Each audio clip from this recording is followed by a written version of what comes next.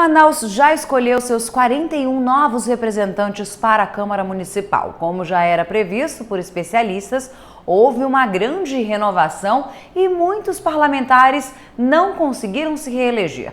Por outro lado, a Câmara terá rostos novos, pessoas que irão atuar aí pela primeira vez em cargo político e já vinham sendo cotados por pesquisas que seriam eleitos. Como é o caso de Amon, do Podemos, o candidato mais jovem a ser eleito no parlamento, com 19 anos, e o empresário William Alemão, do Cidadania, ambos disputando aí pela primeira vez. Outro que garantiu uma cadeira na Câmara foi o ex-diretor do Procon Manaus, Rodrigo Guedes, do PSC, além do capitão Carpê Andrade, do Republicanos. Para saber a quantidade de votos de todos os candidatos que concorreram ao pleito, acesse o site do Tribunal Superior Eleitoral. Outras notícias no nosso portal realtime1.com.br.